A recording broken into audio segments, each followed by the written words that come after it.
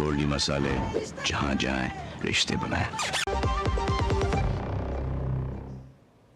और ब्रेक के बाद खबर आज की एक और बड़ी, जो कि है आर्थिक सर्वेक्षण को लेकर, क्योंकि आज संसद में आर्थिक सर्वेक्षण पेश किया गया। क्या कुछ बड़े तथ्य उससे निकल के आए हैं, उसका हम जिक्र जल्दी से करते हैं, क्योंकि वित्त मंत्री की ये तस्वीर, हम लगभग कुछ ऐसी तस्वीर कल देखेंगे जब वो बजट पेश करेंगे, लेकिन उससे पहले आज इकोनॉमिक सर्वे पेश किया गया है। इसमें 2025-26 यानी कि अगले वित्तीय वर्ष में जीडीपी 6.3% से 6.8% तक रहने की उम्मीद व्यक्त की गई है। तो वहीं बताया गया कि मौजूदा वर्ष में महंगाई 5.4% से कम होकर 4.9% रह गई है, यानी कि महंगाई पे राहत मिली है। बेरोजगारी दर 6% से घटकर 3.2% पर पहुंची है। तो ईपीएफओ में नेट पेरोल 6 साल में दोगुना हुआ है। इसी प्रकार से सर्विस सेक्टर में विकास दर 8.3% की वृद्धि से आगे बढ़ी है। तो ये कुछ आंकड़े हैं जो बताते हैं कि कैसी है देश की आर्थिक व्यवस्था की हालात। 2014-15 में कृषि के लोन 8.45 लाख करोड़ थे और इसी प्रकार से ये अपने आप में बढ़े हैं। 2023-24 में किसानों का लोन जो है वो करीबन 25.5 लाख करोड़ रुपए हो गया है। तो जो कि बताता है कि किसानों की जो आय, जो क्रेडिट लेने की क्षमता है, उसमें एक बड़ा विस्तार हुआ है। बैंकों का जो लाभ है वो बढ़ा है, जो कमर्शियल बैंक है उनका लाभ बढ़ा है। बैंकों का एनपीए 12 वर्षों में सबसे कम रहा है। एनपीए मार्च 2021 में 7.3% से घटकर सितंबर 2024 में 2.6% रह गया। एनपीए होता है नॉन परफॉर्मिंग एसेट, यानी कि बैंकों का वो लोन जो अपने आप में वापस आने की संभावना नहीं, यानी कि बैंकों को जो एक तरीके से दिक्कत में ले जाता है, ऐसी स्थिति कम हुई है।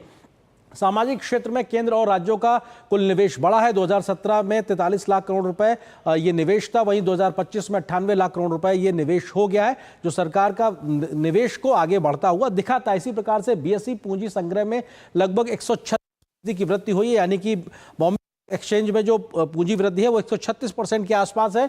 9 महीनों में ही निर्यात में 6% की बढ़ोतरी दर्ज की गई है। तो विदेशी मुद्रा भंडार की अगर बात की जाए तो $640 बिलियन से ज्यादा है और ये अपने आप में एक बहुत बेहतर स्थिति की दिखाता है, जो कि भारत के फंडामेंटल्स स्थिति में दिखाई पड़ रहा है। बीएसई पूंजी संग्रह में 136% की वृद्धि का हम जिक्र कर चुके हैं और इस प्रकार से ये इस तथ्यों का भी हम जिक्र कर चुके हैं। अगले तथ्यों की ओर जाते हैं और आपको बताएं कि किस प्रकार से आर्थिक सर्वेक्षण में जो एक खाका निकल के आया वो आने वाले कल के बजट की एक बेहतर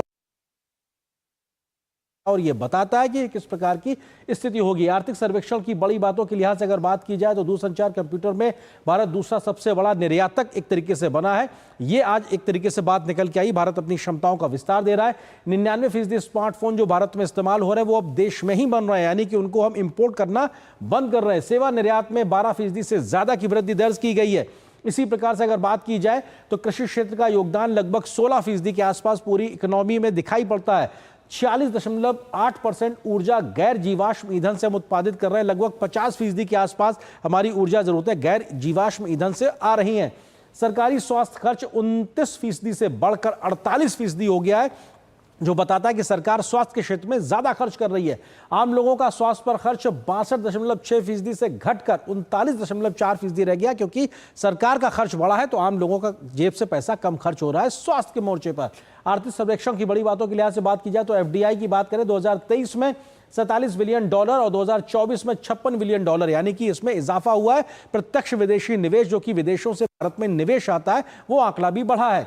पीएम आवास योजना शहरी में अगर बात की जाए तो 1.18 करोड़ घरों को स्वीकृति मिली है। बड़ी संख्या में इसमें घर बन भी चुके हैं। पीएम आवास योजना ग्रामीण की बात की जाए तो लगभग 2.2 करोड़ 70 लाख घर स्वीकृत हुए और बड़ी संख्या में लोग अपनी छत को हासिल भी कर चुके हैं। 23 शहरों में 1010 किलोमीटर मेट्रो का नेटवर्क बन चुका है और 980 किलोमीटर अतिरिक्त नेटवर्क पे काम चल रहा है। पीएम ग्राम सड़क योजना में लगभग 7.25 लाख किलोमीटर सड़कें बनी हैं। ये दिखाता है कितना बड़ा विस्तार देश में सड़कों का जाल बिछा है।